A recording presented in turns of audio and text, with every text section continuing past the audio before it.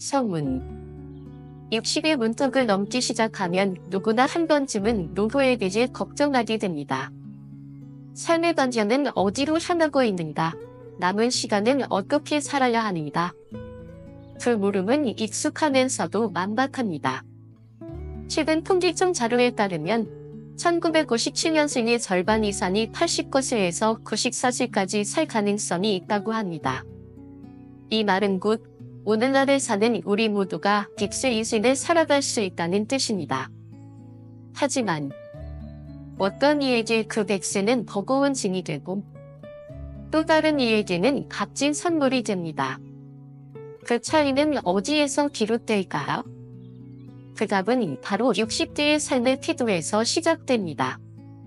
계절이 봄으로 넘어가기 전 추위가 몰아치듯 인생에도 그런 전환기가 찾아오며 그 시작이 바로 60대입니다. 어떤 사람은 이렇게 말합니다. 이 나이에 열심히 운동하라고 하겠지. 그냥 남은 인생 대충 살면 되지. 맞는 말입니다. 운동하세요. 긍정적으로 생각하세요. 이런 말 들어본 적 많으시죠? 하지만 행동으로 옮기기는 어렵습니다.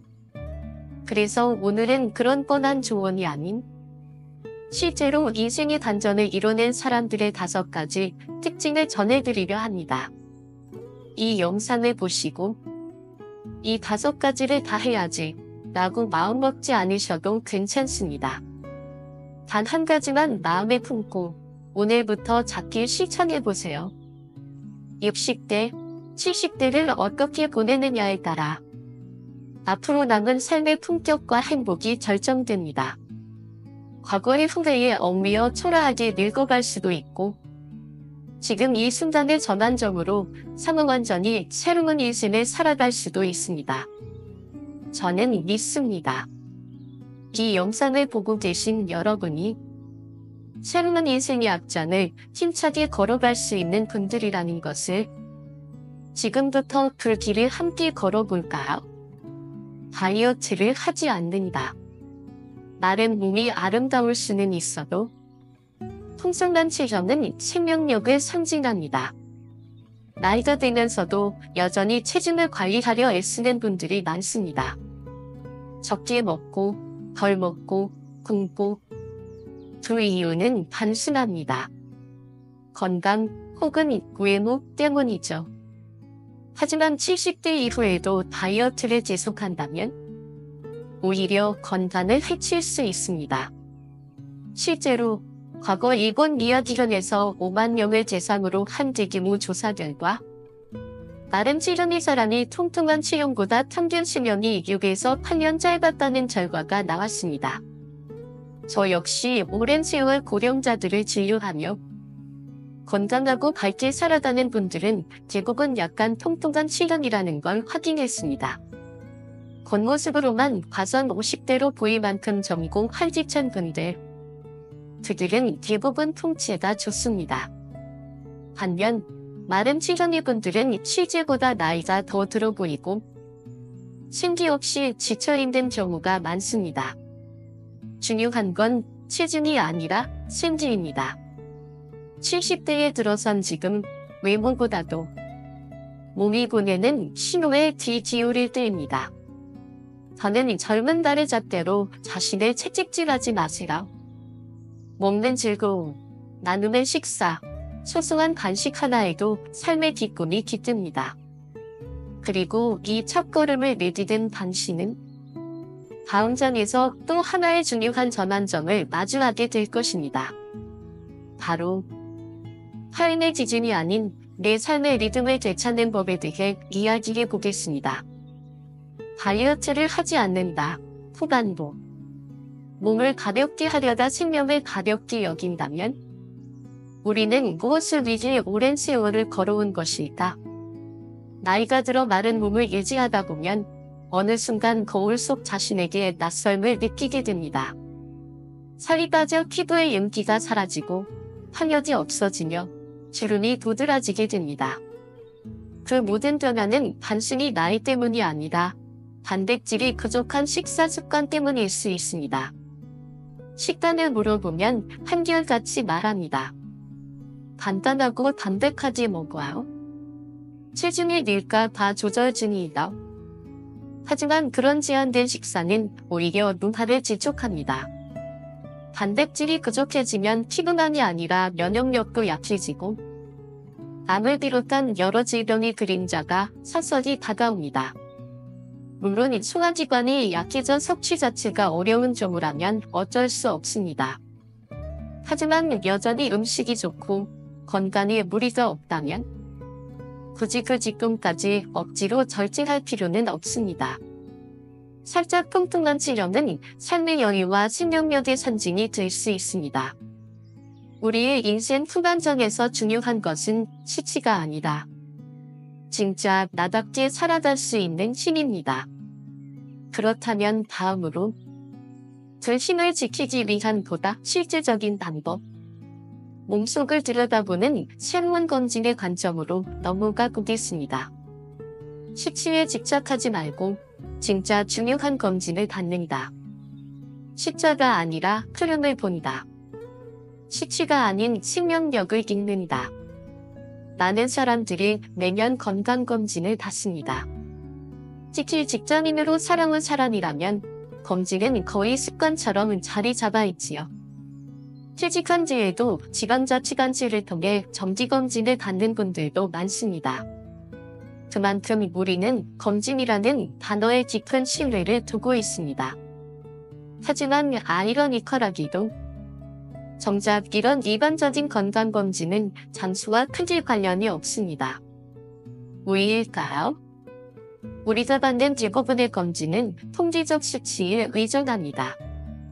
즉, 전체 인구의 95%를 기준으로 평균값을 설정하고 그 기준에서 벗어나는 5%를 비정상이라 판정하는 구조입니다. 하지만 사람마다 체질도 다르고 살아온 환경도 다릅니다. 정상이라는 수치 안에 있어도 병이 있는 사람이 있고 비정상이라는 수치 밖에 있어도 평생 건강한 사람이 있습니다. 가장 흔한 예가 혈압, 혈당, 콜레스테롤 수치입니다. 그 수치들을 낮추려 애쓰는 목적은 결국 심근경색이나 뇌졸중 같은 질병을 예방하기 위함이지요. 그러나 수치가 높다고 해서 모두가 그 병에 걸리는 건 아닙니다. 높은 수치를 유지해도 평생 아무 이상 없이 사는 사람도 존재합니다. 그렇다면 질문을 다시 던져봅니다. 정말 우리가 신경 써야 할 건지는 무엇인가? 답은 명확합니다. 바로 심장과 뇌의 상태를 직접 들여다보는 검진입니다. 심장검진 3년에 한 번만이라도 관상동 내지 좁아진 부분이다 동맥경화가 있는지 확인할 수 있습니다. 조기에 발견된다면 통선 확장술이나 스텐트 삽입 등을 통해 치명적인 질병을 미리 막을 수 있습니다. 뇌검진 MRI 촬영을 통해 위험한 뇌동맥이나 막힌 혈관을 조기에 파악할 수 있습니다. 합작가를 이용한 치료법은 점점 정교해지고 있으며 심지어 수술 없이도 예방이 가능한 시대가 되고 있습니다. 게다가 오랫동안 수치가 정상 범위에 있었던 사람조차 갑작스럽게 이상이 생기는 경우도 적지 않습니다. 그러므로 숫자에만 지려 안심하거나 걱정하는 대신 몸의 흐름을 전체적으로 읽고 핵심 전기를 정기적으로 점검하는 시선이 필요합니다. 이것이야말로 단순히 오래 사는 삶을 넘어서 품위 있게 건강하게 살아내는 길입니다. 그리고 이제 다음 장에서는 육체의 건강을 넘어 인간관계와 마음의 거리를 어떻게 조율해야 하는지를 함께 나눠보겠습니다. 왜냐하면 아무리 몸이 건강해도 마음이 정들면 그 인생은 외로운 길이 되기 때문입니다. 낙상을 예방하라. 단 한 번의 넘어짐이 인생을 바꾼다. 노인은 병으로 늙지 않는다. 넘어짐으로 늙는다. 젊은 시절에는 넘어지는 일이 그저 악한 일, 번거로운 일이었습니다. 하지만 70대 이후에는 단 한 번의 낙상이 곧 급격한 요가로 이어질 수 있습니다. 젊은이라면 골절이 되더라도 며칠 내에 일상으로 복귀할 수 있습니다. 그러나 고령자에게 있어 3주간의 이고는 몸에 지는 뿐 아니라 정신의 무너짐까지 함께 불러옵니다. 정원이라는 낯선 한정, 삶의 손에 맡겨진 일상. 하루하루 무기력하게 흘러가는 시간 속에서 사람은 자기도 모르게 무너져 갑니다. 그 결과 운동 능력은 물론 인지 기능마저 약화되고 경우에 따라 치매 증상이 가속화되는 사례도 많습니다. 더 심각한 경우는 입원 도중 샘문 질환이 발병하거나 면역력 저하로 인한 합병증으로 고통받는 일도 생깁니다. 그래서 넘어지지 않는 것이 가장 좋은 약입니다. 그리고 이 예방은 생각보다 어렵지 않습니다. 실생활 속 낙상 예방 시가지, 집안에 손잡이 설치하기. 요즘은 홈센터에서도 손쉽게 구입할 수 있으며 복지 지원을 통해 무료 설치가 가능한 경우도 많습니다. 손잡이 하나가 모든 걸 해결하지는 못하지만 넘어질 확률은 확실히 줄어듭니다. 복용 중인 약 점검하기. 많은 고령자들이 반점을 이루지 못해 심장안정제를 처방받습니다. 그런데 이 약은 근육 이완 작용을 일으켜 오히려 넘어질 위험을 높이게 됩니다. 특히 밤중 화장실 갈 때, 아침에 일어날 때, 이런 순간에 중심을 잃고 넘어지는 일이 많습니다. 복용 중인 약에 대해 불안한 점이 있다면 꼭 주치의와 상담하세요. 위험을 알면 대처할 수 있습니다. 집안 동선 정리하기. 문턱을 없애고 미끄러운 매트를 치우고 불빛을 은은하게 밝혀두는 것만으로도 큰 사고를 예방할 수 있습니다. 70대 이후에 넘어짐은 단순한 사고가 아닙니다. 그것은 나머지 인생의 단장을 바꾸는 전수입니다. 그래서 우리는 건강할 때 미리 디디해야 합니다. 예방은 겸손에서 시작됩니다. 나는 아직 괜찮다. 나는 아직 젊다. 그 마음이 가장 큰 위험이 될 수 있습니다. 이제 건강한 몸과 안전한 일상이 준비되었으니 다음 장에서는 정신의 건강을 위한 가장 좋은 방법, 바로 취미의 힘에 대해 이야기해 보겠습니다. 취미를 가진 사람은 늙지 않는다. 돈이 없으면 불편하지만 취미가 없으면 험한하다. 창업에서 물러난 어느 날, 하루가 길어지고 시간이 남아 돌기 시작합니다. 그때 우리는 깨닫게 됩니다. 일상이 곧 삶이었다는 사실을. 직장을 다니며 바빴던 시간에는 쉴 틈도 없고 하고 싶은 것도 못해서 힘들다 생각했지만 막상 시간이 남아 돌기 시작하면 그 여유가 막막함으로 변합니다. 특히 남성에게 있어 은퇴 후의 삶은 취미 유무에 따라 두 갈래 길로 나뉩니다. 하나는 지루함 속에서 늙어가는 길, 그리고 다른 하나는 삶의 설렘을 다시 발견하며 살아가는 길입니다. 왜 취미가 중요합니다. 삶의 리듬을 지켜주는 구조. 취미는 단순한 여가가 아닙니다. 그것은 삶의 틀을 유지해주는 새로운 일과터입니다. 아침에 일어나 준비하고, 기대하고, 몰입하고, 피드백을 받고, 그렇게 일상이 다시 살아납니다. 정신적 고립을 막는다. 취미를 통해 새로운 사람을 만나고, 대화하며, 배우고, 공유합니다. 이는 노년 뒤에 정서적 고립을 막는 강력한 방패입니다. 자존감을 회복한다. 무언가를 스스로 선택하고 꾸준히 챙기는 것은 내가 아직 의미 있는 존재임을 확인하는 일입니다. 그것이 바로 삶의 품격이 됩니다. 취미는 젊을 때 시작할수록 오래간다. 하고 싶은 일이 없는 사람은 결국 하기 싫은 일만 남는다. 이상적인 경우란 산업을 종사할 때부터 은퇴 후까지 이어질 수 있는 취미를 미리 찾아두는 것입니다. 필자의 경우 와인과 영화를 만드는 일이 그런 취미입니다. 나이가 들어도 계속할 수 있고 무엇보다도 내 안의 감성과 생각을 표현할 수 있는 매체입니다. 꼭 상영을 하지 않아도 꼭 돈을 들이지 않아도 괜찮습니다. 취미라는 건 결국 자신과 대화하는 시간이니까요. 필자는 30대 후반 병원에서의 정규직을 내려놓고 프리랜서로 전환했습니다. 그 이후 의사로서, 작가로서, 시연 지도자로서, 그리고 영화 감독으로서 다양한 역할을 경험하며 살아왔습니다. 그 모든 경험은 어느 날 갑자기 온 것이 아니라 일찍이 취미와 삶의 방향을 의식적으로 연결해온 결과였습니다. 만약 계속 병원 근무에 매달려 있었다면 이러한 취미들을 깊이 있게 만나지 못했을 것입니다.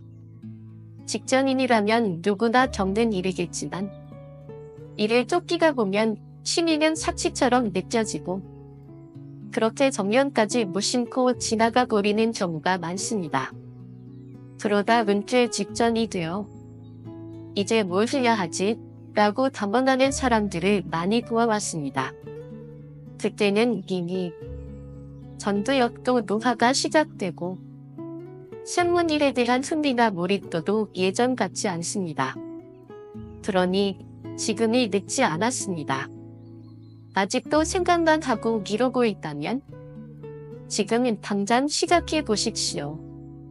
하고 싶었던 것이 있다면 이제는 누군가의 허락 없이도 시작할 수 있습니다. 젊은 날 시간이 없어서 못했던 것들을 이제는 시간이 있으니 할 수 있는 것들로 바꿔보시라. 시작해보고 재미없으면 그만두면 됩니다. 하지만 아무것도 하지 않는다면 그건 몸과 마음 모두를 노화시키는 가장 큰 독입니다. 정년은 끝이 아니다. 삶의 단연을 다시 정립할 수 있는 두 번째 지뢰입니다. 이제 마지막으로 그 지뢰를 건강하게 지켜줄 사람.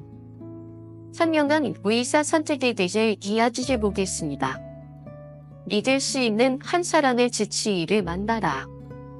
약보다 중요한 건 나를 진심으로 대하는 한 사람이다. 70대에 접어들면 정원은 이제 나눌 일이 아닙니다. 일반이든 관리든 몸의 신호 하나하나에 질을 지우리게 되는 시기입니다. 하지만 이런 시기일수록 의사의 말에 맹목적으로 의존하거나 과도한 기대를 거는 것은 오히려 건강을 해칠 수 있습니다. 의사는 병을 보는 전문가이지만 삶을 이해하는 사람은 아닐 수 있습니다. 그래서 나이가 들수록 단순히 유명한 정원, 신협 있는 의사만을 찾기보다는 나의 일상과 삶의 방식을 존중해주는 주치의 한 사람을 만나는 것이 중요합니다. 그 사람은 내 상황에 맞는 조언을 해주고 필요 없는 약을 줄여주며 건강보다 삶의 질을 함께 고민해주는 사람이어야 합니다. 특히 고령이 되었을 때 약물의 부작용, 불필요한 치료, 지나친 검진과 수치 조절로 인해 오히려 삶이 피폐해지는 경우가 많습니다. 그러나 내 몸과 삶을 오랜 시간 함께 지켜봐준 한 명의 의사만 있다면 그 불필요한 수모들을 막아낼 수 있습니다. 나에게 지금 꼭 필요한 치료입니다. 이 약이 삶을 더 낫게 만들고 있는가? 그 물음에 함께 답해줄 사람. 그가 바로 당신의 건강한 노년을 지켜줄 마지막 동반자입니다. 내지며 나이는 숫자지만 삶의 품격은 선택이다. 인생의 후반전에서 우리는 다시 태어날 수 있다. 다만 용기 있는 자만이 그 문을 두드릴 수 있다. 이제 우리는 몸을 지키는 방법도, 마음을 다스리는 지도, 그리고 함께 걸어갈 사람을 찾는 법도 배웠습니다. 60대는 끝이 아닙니다. 오히려 두 번째 인생의 서막입니다. 하나하나를 다 실천하지 않아도 좋습니다. 단 한 가지라도. 지금 이 순간 나를 이제 시작해보겠다는 마음만 있다면 그것이 곧 변화의 씨앗이 될 것입니다. 좋은 의사란 당신의 삶을 함께 보는 사람이다. 약을 보는 의사는 많지만 삶을 듣는 의사는 드물다. 좋은 의사를 만나는 가장 쉬운 방법은 그와 솔직하게 이야기해보는 것입니다. 예를 들어 하라닥을 먹고 나서 몸이 나른하다면 이 약을 먹으면 하루 종일 졸립니다. 약을 바꾸면 머리가 띵해져요. 그렇게 자신이 느낀 변화를 그대로 표현해보세요. 그때 그 의사가 이렇게 말한다면 혈압 수치는 정상인데요. 문제 없습니다. 약을 끊고 죽고 싶으세요? 이건 좋은 약이니까 드셔야 해요. 그렇다면 그 의사와는 지금 당장 이별하는 편이 낫습니다. 70대가 되면 심지반이는 개인차가 매우 커집니다. 같은 약을 먹어도 어떤 사람은 아무렇지 않지만 어떤 사람은 나른함, 현직증, 졸림 같은 부작용을 겪습니다.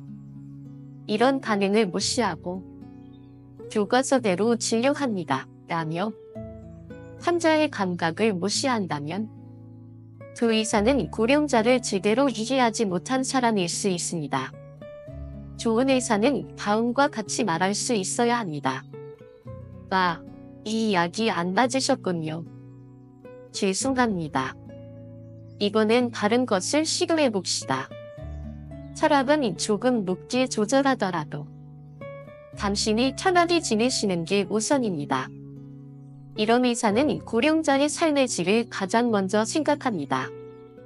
그리고 그가 바로 나이 들어도 계속 믿고 찾아갈 수 있는 단골 의사가 됩니다. 그뿐만 아니라 의사와의 궁합 또한 무시할 수 없는 요소입니다. 70대가 되면 병원 방문 횟수가 많아지고 의사와 자주 통화하거나 대면할 일이 많아집니다. 그럴수록 그와 만나는 시간이 편안하고 말하기 쉬워야 합니다. 마음이 불편하거나 엉뚱리는 기분이 드는 의사하면 그 사람과 계속 만날 이유는 없습니다. 환자는 돈을 내고 건강을 맡기는 존재입니다. 굳이 마음이 불편한 사람과의 관계를 이어갈 필요는 없습니다. 그렇다면 이제 몸도 마음도 건강하게 유지하는 데에 있어 마지막으로 꼭 피해야 할 것, 단조로운 생활에 대해 이야기해 보겠습니다. 단조로운 생활은 뇌와 몸을 동시에 늙게 한다. 오늘 하루가 어제와 똑같다면 내일은 더욱 흐려진다. 단조로운 생활은 노년기를 조용히 침식하는 가장 둔력한 적입니다. 아무 일도 없는 하루, 밖에 나갈 이유도 누구를 만날 이유도 없는 하루. 그런 하루가 반복되면 몸은 물론 두뇌까지도 천천히 퇴화하기 시작합니다.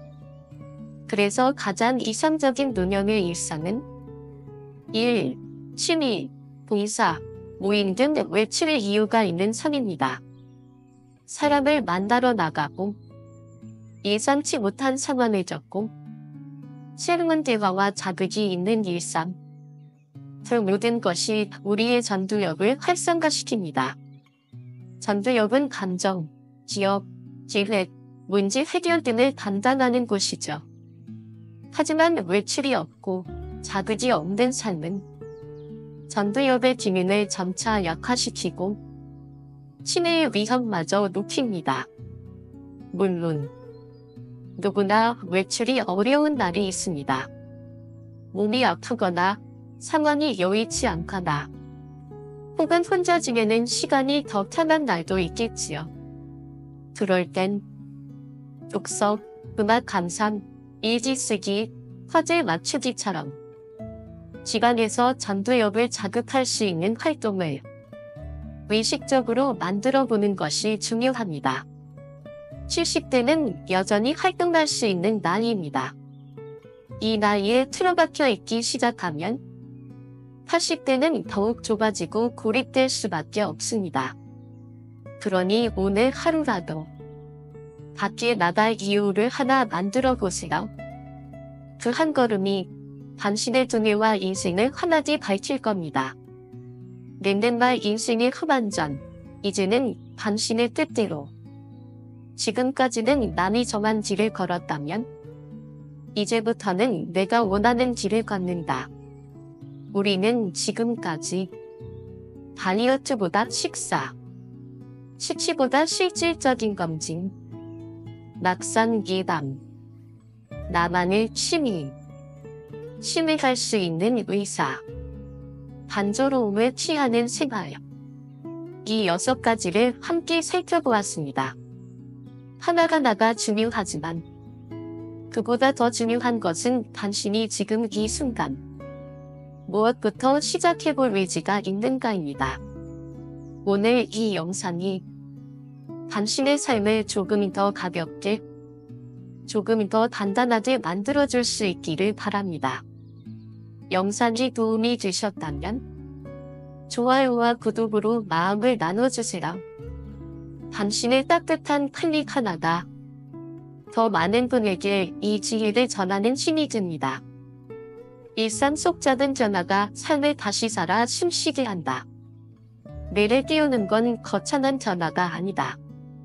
사소한 변화가 오늘의 나를 낯설게 만들어줄 때 삶은 다시 시작된다.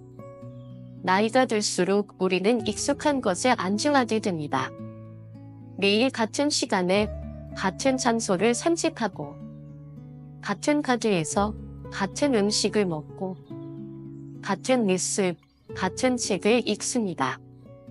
하지만 그 익숙함이 반복될수록 우리의 뇌, 특히 전두엽은 점차 자극을 잃어갑니다. 그래서 제안합니다. 아주 작은 시도부터 시작하세요. 매일 걷던 길을 벗어나 일주일에 한 번은 한 정거장 더 가서 가보지 않은 동네를 걸어보세요. 낯선 길, 낯선 표지판, 낯선 가게 간판들이 당신의 뇌를 서서히 다시 깨워줄 겁니다. 단골 식당을 벗어나 평소 가보지 않던 작은 가게에 들어가 보세요. 새로운 맛은 새로운 감정을 불러옵니다. 같은 메뉴를 반복해서 먹는 데는 더 이상 상상하지 않습니다. 독서를 좋아하신다면 항상 보던 작가, 항상 읽던 장르에서 잠시 벗어나 보세요. 저파 선장이 책만 읽던 분은 오카 작가의 관점을, 반대로 오카 중심의 세계관을 가진 분은 다른 시선의 책을 펼쳐보세요. 다른 관점은 뇌의 회로를 확장시킵니다. 요리를 해보는 것도 전두엽 자극이 탁월합니다. 해보지 않았던 레시피, 한 번도 써보지 않은 조리법, 어색한 손길로라도 시작해보세요. 특히 요리에 익숙하지 않은 남성분들에겐 이 시도가 삶의 방향을 바꾸는 계기가 될 수 있습니다. 중요한 건 대단한 변화가 아닙니다. 지금 할 수 있는 작은 도전입니다. 삶에 변화를 주는 습관을 만든다면 그 변화는 곧 삶을 주도하는 힘이 되어줄 것입니다. 삶을 멈추고 돌아보는 지점에서 비로소 진짜 나가 보인다. 달려오느라 지나쳤던 나를 이제는 돌아봐야 할 시간. 우리는 누구나 하루하루를 바쁘게 살아갑니다. 정신없이 일하고 사람을 만나고 가정을 돌보다 보면 정작 가장 중요한 존재인 자기 자신은 놓쳐버리기 십상입니다. 그래서 저는 이 시기, 즉 60대를 넘어선 시점이 그 무엇보다도 소중한 결표 돌아보는 시간 결표이라고 믿습니다. 그럴 때마다 떠오르는 인물이 있습니다. 바로 조선의 실학자 다산 정약용 선생입니다. 그는 무려 18년 동안 유배 생활을 했습니다. 모진 시련 속에서도 그는 그 시간을 단순한 고난으로 여기지 않았습니다. 오히려 그는 그 시간을 통해 자신의 인생을 되돌아보며 삶의 가치와 관연을 다시 정립했습니다. 그리고 그 유배지에서 무려 500권이 넘는 책을 저술하며 조선 후기의 가장 위대한 사상적 유산을 남겼습니다. 그의 삶을 돌아보며 알게 됩니다. 삶은 항상 평탄하지 않으며 때로는 의도치 않은 멈춤이 찾아온다는 것. 하지만 그 멈춤이야말로 우리 자신을 다시 만나는 가장 깊은 시간입니다. 지금 이 순간, 당신도 오랜 인생 여정에서 잠시 멈추어 자신에게 이렇게 물어보시길 바랍니다. 나는 지금 어디쯤 와 있는가? 나는 어떤 방향으로 가고 싶은가? 나는 누구였고, 누구이고, 누구로 남고 싶은가? 마무리하며 다시 시작하는 인생. 그 첫걸음은 나를 돌아보는 용기입니다. 지금까지 함께한 6가지 인생 전환의 지혜. 그것은 당신이 새로운 인생을 향해 한 걸음 더 나아가기 위한 씨앗이었을 뿐입니다. 그 씨앗이 자라 싹이 트고 언젠가 당신만의 꽃을 피우길 바랍니다. 오늘의 영상이 그 여정에 조금이라도 힘이 되었기를 진심으로 바랍니다. 영상 풀로고 멈추고 돌아보는 용기. 계속해서 달리는 것도 중요하지만 때로는 멈추어 지금의 나를 들여다보는 일은 그보다 훨씬 더 소중합니다. 우리는 바쁘게 살아갑니다. 달력 위에 쌓여가는 하루하루를 의무처럼 살아내며 그냥 이대로 나이 들어가겠지 스스로를 안심시키기도 합니다. 하지만 이제는 그 길을 잠시 멈추고 자신의 인생을 돌아볼 시간입니다. 오늘은 책 70세가 노화의 갈림길이다를 바탕으로 누구나 맞이하게 되는 인생 후반전의 반전을 만들어내는 사람들의 특징을 6가지로 정리해드리겠습니다. 이건 단지 운동하세요. 긍정적으로 생각하세요. 그런 피상적인 조언이 아닙니다. 실제로 60대 이후 인생을 근본적으로 변화시킨 사람들에게서 공통으로 나타난 삶의 태도와 선택에 관한 이야기입니다. 이 6가지 모두를 실천하려 애쓰지 않으셔도 됩니다. 그저 오늘 들으신 이야기 중에서 딱 하나만이라도 마음을 담고 작은 변화로 실천해 보신다면 그 한 걸음이 인생의 전환점이 될 수 있습니다. 첫 번째 반전의 비결, 다이어트를 멈추라. 건강을 위해 시작한 다이어트다. 건강을 가장 먼저 해치고 있다면 우리는 무엇을 위해 줄여왔는가? 많은 고령자들이 건강을 위해 혹은 외모를 위해 70대가 되어서도 여전히 다이어트를 합니다.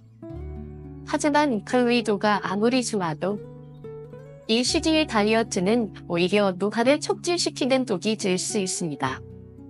현재 우리 사회는 제사증후군에 대한 법과적 검진을 실시하고 있으며 허리 등을 기준으로 과체중 여부를 판별합니다. 그리고 과체중 판정을 받으면 생활습관 개선 지도를 받게 되지요.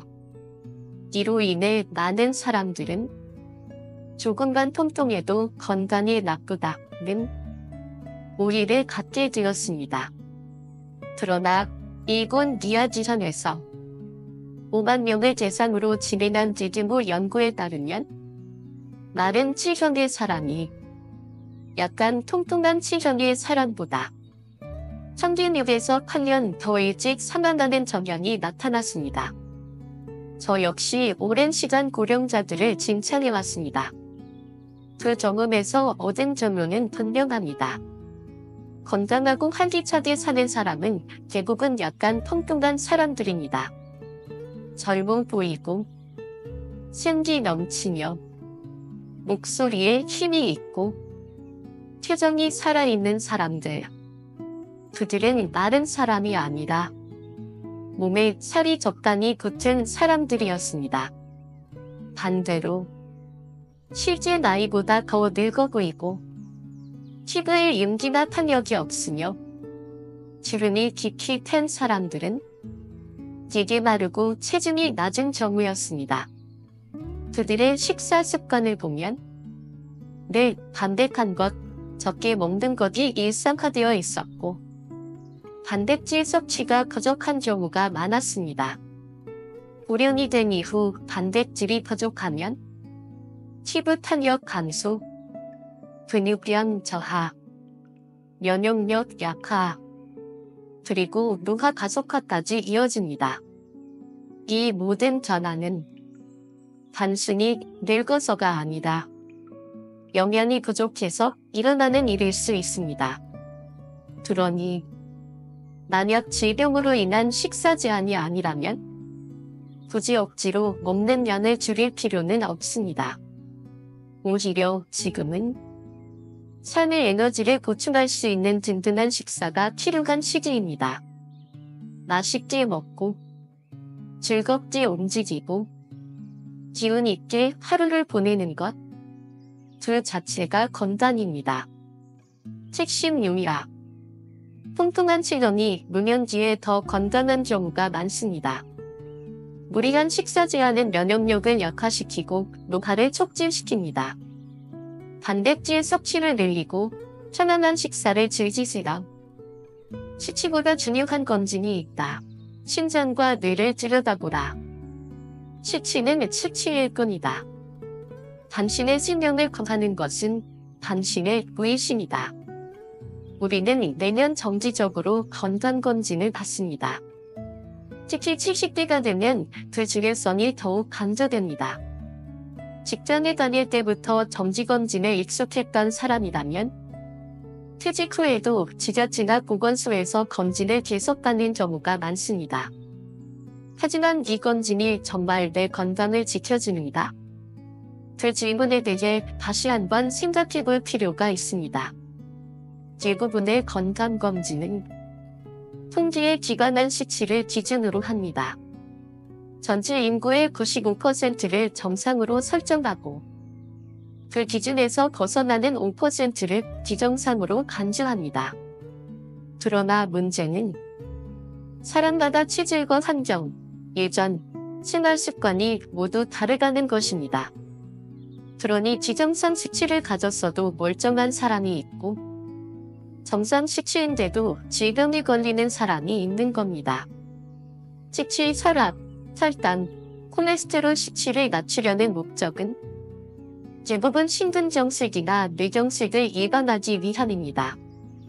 하지만 수치가 높다고 모두가 그런 병에 걸리는 건 아닙니다. 실제로 수치가 높아도 평생 아무 이상 없이 건강하게 사는 사람도 있습니다. 그런데 우리는 모두가 마치 심근경색의 예비 환자인 것처럼 약을 먹고 식사를 제한하고 수치를 낮추는 데만 집중합니다. 그런데 정말로 심근경색과 뇌졸중을 예방하고 싶다면? 그렇다면 수치보다는 직접 심장과 뇌를 검사하는 것이 훨씬 현명한 방법입니다. 심장 검진의 중요성. 3년에 한 번만 받아도 충분합니다. 관상동백의 협착이나 동맥경화 여부를 조기에 파악할 수 있습니다. 좁아진 혈관이 발견되면 풍선 확장술이나 스텐트 시술로 사장을 대응할 수 있습니다. 뇌 검진의 필요성. MRI 촬영을 통해 뇌동맥류, 혈관 막힘 등을 조기에 발견합니다. 발견 즉시 카테터 시술 등을 통해 예방 수술이 가능합니다. 뇌혈관 치료 기술은 날이 갈수록 정밀하고 안전해지고 있습니다. 실제로 10년 동안 검진 수치가 정상이었던 사람이 갑자기 심근경색으로 쓰러지는 경우도 있습니다. 이런 경우도 사전에 심장검진을 받았더라면 막을 수 있었을지도 모릅니다. 그러니 70대가 되었다면 무조건 수치를 맞추는 생활 대신 심장과 뇌라는 핵심 기관의 상태를 직접 들여다보는 진단이 더 중요합니다. 수치보다 중요한 건 지금 이 순간 내 몸이 보내는 정보에 귀 기울이는 것입니다. 그리고 이제 다음 장에서는 그 어떤 수치보다도 인생을 빠르게 노화시키는 사건, 바로 낙상 사고에 대한 지혜로운 예방책을 살펴보겠습니다. 인생을 무너뜨리는 단 한 번의 사고, 낙상을 막아라. 젊을 때 넘어지면 치료지 되지만 늙어서 넘어지면 인생이 무너진다. 젊은 시절에는 집안에서 넘어져도 길에서 미끄러져도 아야 하고 일어나면 그만이었습니다. 하지만 70세를 넘기면 그 한 번의 넘어짐이 회복 불가능한 노화로 이어질 수 있습니다. 고령자가 3주 이상 정원에 입원하게 되면 그동안 유지되던 운동 능력, 내장 기능, 인지력까지 눈에 띄게 퇴화하기 시작합니다.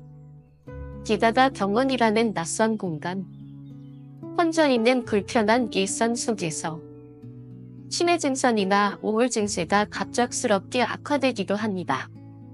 그리고 그 시점부터는 재활 기간도 길어지고 어떤 경우엔 다시는 예전의 컨디션을 회복하지 못하는 일도 많습니다.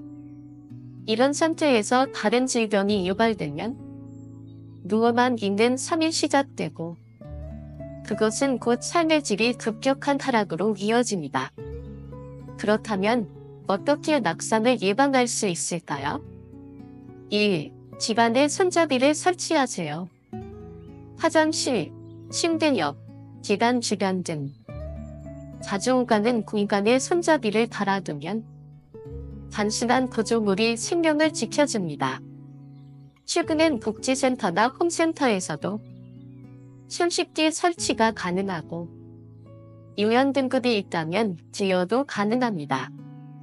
2. 복용 중인 약을 점검하세요. 특히 수면제나 심장안정제는 근육 이완 작용을 유발해 쉽게 중심을 잃게 만듭니다. 야간에 화장실을 가다가 넘어지거나 아침에 일어나면서 휘청거리는 사고는 대부분 이와 관련되어 있습니다. 약에 대해 조금이라도 불안감이 있다면 의사와 반드시 상담하세요. 넘어짐이 가져오는 진짜 무서운 전화. 젊을 때는 골절이 시간이 해결해지지만 나이 들어서는 인생을 성쳐버릴 수도 있다. 젊은 사람이라면 골절 후 3주간의 입원을 하더라도 곧 회복하여 다시 일상으로 복귀할 수 있습니다. 그러나 고령자에겐 이 3주가 생애 전환점이 될 수 있습니다. 정원이라는 낯선 공간, 수면과 식사가 어색한 환경, 누군가의 손에 의존해야 하는 불편한 일상. 이 모든 요소는 고령자의 정신과 육체에 치명적인 부담이 됩니다.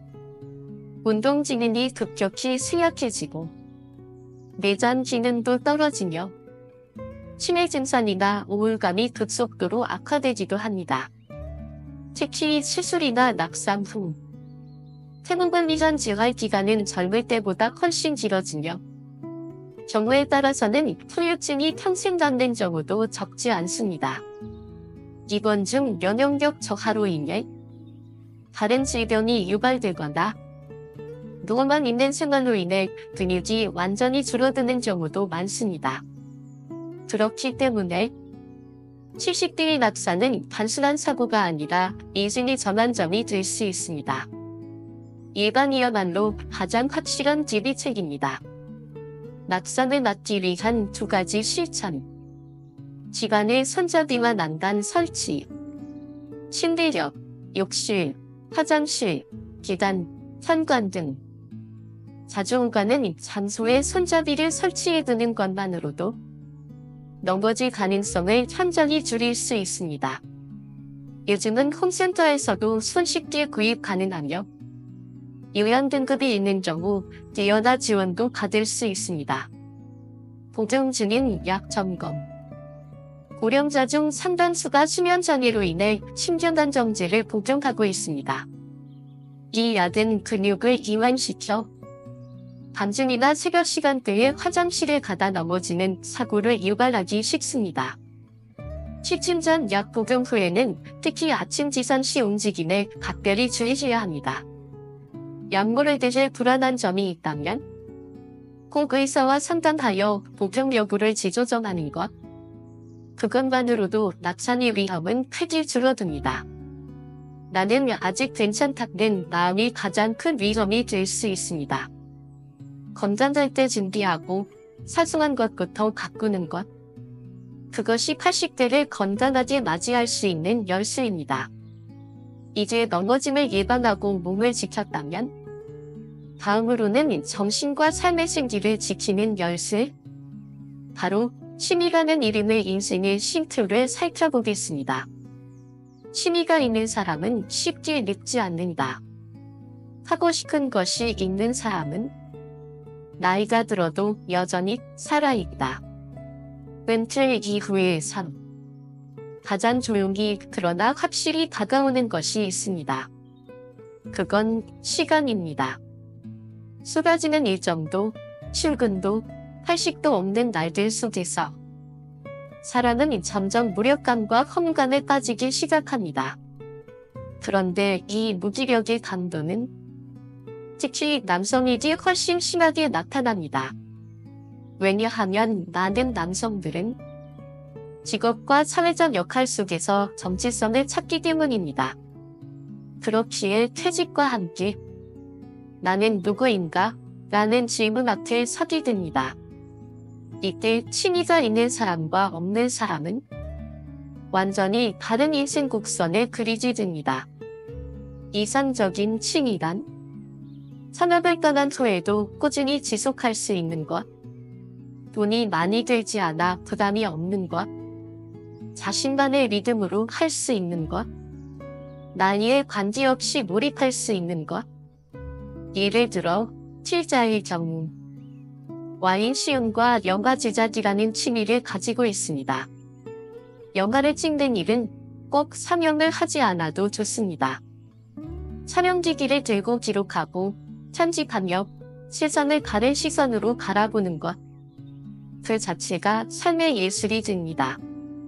누군가는 그림을 그릴 수 있고 누군가는 낚시를 즐길 수 있으며 누군가는 사진을 찍고 누군가는 일기를 쓸 수 있습니다. 중요한 건 그것이 자신만의 시간이자 자기 내면을 들여다볼 수 있는 참이라는 점입니다. 그리고 그 취미는 삶의 질뿐 아니라 뇌의 건강까지 지켜주는 힘이 됩니다. 계획을 세우고 손을 움직이고 비우고 실현하는 모든 행위는 전두엽을 자극하여 움직이는 저하를 늦춰줍니다. 취미는 찾는 것이 아니라 젊을 때부터 심어두는 씨앗이다. 인생은 길고 직장은 짧다. 그래서 퇴직 후를 준비하지 않으면 가장 긴 시간이 텅 비게 된다. 저자는 30대 후반에 전문의 정규직을 그만두고 프리랜서로 전환하여 의사, 작가, 시험 지도자, 그리고 영화 감독 등 다양한 활동을 하며 살아왔다고 고백합니다. 그의 삶은 일찍부터 자기만의 취미를 찾고 키워온 여정이기도 했습니다. 만약 그가 계속 병원 일에만 몰두했다면 지금의 취미를 만나지도 삶의 방향을 바꾸지도 못했을 것입니다. 그렇습니다. 직장에 다니는 사람일수록 의식적으로 취미를 만들어야 합니다. 그렇지 않으면 정년까지 무미건조한 일상을 흘려보내게 됩니다. 그러다 퇴직을 맞이하게 되면 이제 나는 뭘 해야 하지? 난박함과 당황함 속에 자신을 잃는 경우도 많습니다. 하지만 그 시점에서 취미를 찾으려 해도 이미 전두엽은 조금씩 노하되어 쉽게 몰입하거나 재미를 느끼기 어렵게 됩니다. 물론 은퇴 후에 취미를 찾는 것이 늦은 것은 아닙니다. 하지만 기왕이면 더 일찍이라는 말처럼 조금이라도 젊었을 때 삶을 즐길 수 있는 도구 하나쯤은 준비해두는 것이 좋습니다. 당신이 젊은 시절 좋아했던 무언가가 있다면 그게 그림이든 글쓰기든 악기든 요리든 지금이라도 다시 시작해보세요. 과거에는 몰랐던 매력을 다시 발견할 수도 있고 그 시절의 감정과 설렘이 되살아날 수도 있습니다. 퇴직 후의 시간은 그런 도전을 해도 되는 인생의 사치이자 보상입니다. 중요한 건 잘할 수 있을까가 아닙니다. 지금 시작할 수 있는가? 입니다. 시작해보고 재미없으면 그만두면 됩니다. 하지만 아무것도 시도하지 않는 것. 그게 가장 위험한 노화의 시작입니다. 정년의 인생의 마침표가 아니다. 새로운 인생의 출발선으로 삼아보세요. 틀어박히지 말고 세상으로 다시 나아갈 수 있는 작은 계기 하나. 그게 취미입니다. 이제 다음 장에서는 삶의 주도권을 잃지 않기 위한 또 하나의 조건, 선명한 의사 선택법을 살펴보겠습니다. 5장 나의 삶에 맞게 한 사람을 어떻게 찾을 것인가. 약보다 더 중요한 건 당신의 이야기를 들어주는 사람이다. 70대가 되면 건강 문제로 병원에 찾는 일이 잦아집니다. 자연스럽게 의사의 말에 의존하게 되지요. 하지만 그 의사의 말이 항상 옳은 것일까요? 혹은 그 의사가 나에게 정말 필요한 말을 해주는 사람일까요? 좋은 의사를 찾는 가장 쉬운 방법은 직접 자신의 몸 상태를 솔직히 말해보는 것입니다. 예를 들어 혈압약을 복용한 뒤 몸이 나른해요. 약을 바꾸면 머리가 멍해져요. 이런 느낌을 그대로 전해보는 것입니다. 그런데도 의사가 이렇게 말한다면 혈압은 정상이니까 문제없어요. 약 끊고 죽고 싶으세요? 이건 좋은 약이니까 그냥 드세요. 이렇듯 환자의 말을 듣지 않고 자신이 정한 처방만을 강요한다면 그 의사와는 인연을 끊는 것이 좋습니다. 고령자가 되면 같은 약이라도 사람에 따라 다르게 반응합니다. 어떤 이는 아무렇지 않지만 어떤 이는 나른함, 어지럼증, 졸림 같은 부작용을 겪습니다. 그럼에도 교과서에 좋다고 쓰여 있으니 무조건 먹으세요. 이런 식으로 진료하는 의사라면 고령자를 제대로 이해하지 못하는 사람일 수 있습니다. 좋은 의사는 이렇게 말할 수 있어야 합니다. 약이 잘 맞지 않으셨군요. 죄송합니다. 이거는 다른 걸 시도해 봅시다. 혈압 수치를 조금 높게 두더라도 당신이 편안한 게 더 중요합니다. 당신의 삶을 함께 고려해주는 의사. 그 사람이야말로 70대, 80대 이후에도 건강을 맡길 수 있는 의사입니다. 또 하나 중요한 것은 동갑입니다. 고령자가 되면 병원에 가는 빈도가 높아집니다. 그리고 자주 마주치는 사람이 의사가 되기도 하죠. 만날 때마다 부담스러운 의사, 무뚝뚝하고 말 붙이기 어려운 의사, 진료실에서 위축되는 느낌을 주는 의사라면 굳이 그런 사람에게 내 몸을 맡길 필요 없습니다. 진료란 단순한 처방이 아니다. 사람과 사람 사이의 관계입니다. 편안한 말투, 잘 들어주는 태도, 내 얘기를 존중해주는 눈빛, 이런 의사라말로 당신의 노년기를 든든하게 지켜줄 주치의입니다. 나를 편안하게 해주는 의사, 그 한 사람이 필요하다. 몸을 맡길 수 있는 의사, 마음을 내려놓을 수 있는 의사. 그 둘이 같다면 그건 행운이다. 앞서 이야기했듯 좋은 의사는 처방만 잘하는 사람이 아닙니다. 내 이야기를 들어주고 내 삶의 방식에 맞게 조율할 줄 아는 사람입니다. 이번에는 이 약을 한번 바꿔보죠. 혈압은 조금 높게 두더라도 편하게 지내시는 게 더 중요합니다. 이런 말 한마디가 노년기의 삶을 얼마나 따뜻하게 만드는지 모릅니다. 그리고 잊지 말아야 할 사실은 70대가 되면 병원 방문 빈도가 늘어나고 의사와의 만남이 한 달에 한두 번은 자연스럽게 이루어진다는 것입니다. 그만큼 자주 마주치는 그 사람이 나에게 어떤 감정을 주는지가 중요합니다. 만날 때마다 피곤하거나 괜히 기분이 불편해지는 의사와는 굳이 인연을 이어가지 않아도 됩니다. 당신은 환자이자 손님이며 무엇보다 당신의 삶에 대한 최종 책임자입니다. 그러니 진료실에서조차 마음 편히 말하고 의견을 나누고 함께 해결책을 찾을 수 있는 사람, 그런 의사를 만나는 것이 건강보다 더 중요한 평안의 조건입니다. 이제 마지막으로 몸도 마음도 돌봤다면 삶전체의 활기를 되살리는 방법, 바로 일상의 변화에 대해 이야기해 보겠습니다. 매일 전개, 삶을 생기로 작은 변화의 기술. 어제와 똑같은 오늘을 살고 있다면 내일은 오늘보다 더 무기력해질 수 있다. 나이가 들수록 우리는 습관을 기대게 됩니다.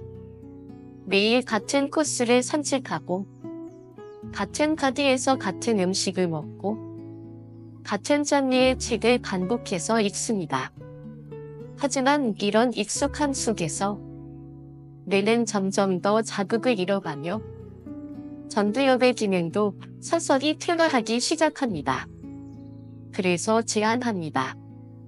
아주 작고 사소한 변화부터 시작해보세요. 일주일에 한 번은 가보지 않았던 동네를 산책해보세요. 전철을 타고 조금 떨어진 공원에 가는 것만으로도 뇌는 새로움을 감지하며 활발하게 움직입니다.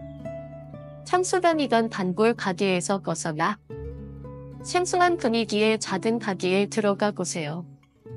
새로운 메뉴, 낯선 풍경, 다른 사람들과의 조우, 이 모든 것이 뇌를 띄웁니다. 독서를 좋아하신다면 늘 읽던 작가나 장르 대신 정반대의 시선이 담긴 책을 펼쳐보세요. 좌파 선전이 글만 읽었다면 우파 작가의 목소리도 들어보고, 한 가지만 보던이라면 현실 기반의 루포도 읽어보세요. 한 번도 요리를 해본 적 없는 분이라면 간단한 요리 하나부터 시작해보세요. 레시피를 보고 재료를 다듬고 불 앞에 서보는 그 심리 자체가 전두엽의 운동이인지 감각을 동시에 자극합니다. 중요한 것은 잘하는 것이 아닙니다. 새로운 것은 시그하는 것입니다. 손이 많이 가는 것, 제대적인 준비가 필요한 것이 아니어도 됩니다. 오늘 아침 메뉴를 바꿔보는 것, 천장에 화분 하나를 들여보는 것, 안 써보던 펜으로 일지를 써보는 것, 그 사소한 변화 하나가 뇌의 루하를 늦추고 삶의 활력을 되찾는 열쇠가 됩니다. 에필로그 멈춤은 끝이 아니라 반전을 다시 잡는 시간이다. 계속 달리는 것도 중요하지만 멈춰서 자신을 돌아보는 용기는 더 깊은 힘을 만든다. 우리 모두는 바쁘게 살아왔습니다. 앞만 보고 달려오며 자신의 삶을 돌아볼 시간조차 없이요. 하지만 이제 60대를 넘어서는 이 시기야말로 잠시 멈추어 자신을 돌아볼 수 있는 가장 귀중한 시간입니다. 가산 정약용은 18년간 유배 생활을 하며 자신의 인생을 다시 정의했습니다. 그 고난의 시간 속에서 자신이 누구인지, 무엇을 위해 살아야 하는지 그 뒷길을 깨달았던 것이죠. 그의 유배는 멈춤이었지만 동시에 다시 걷기 위한 준비이기도 했습니다. 지금 이 영상을 보고 있는 여러분 역시 그와 같은 시간의 문턱에 서 있을지 모릅니다. 그러니 너무 두려워 마세요. 멈춤은 실패가 아니라 숙성의 시간입니다. 그리고 그 시간을 어떻게 보내느냐가 인생 후반의 깊이를 결정할 것입니다. 오늘도 함께 해주셔서 감사합니다. 이 영상이 여러분의 삶에 작은 전환점이 되었기를 진심으로 바랍니다. 영상이 마음에 드셨다면 좋아요와 구독으로 응원해주세요. 그 한 번의 클릭이 더 많은 분에게 이 지혜를 전할 수 있는 힘이 됩니다. 다음 영상에서는 혼자여도 외롭지 않은 노년관계와 거리의 지혜에 대해 함께 이야기 나눠보겠습니다. 그럼 오늘도 평안하십시오. 다음 시간에 뵙겠습니다.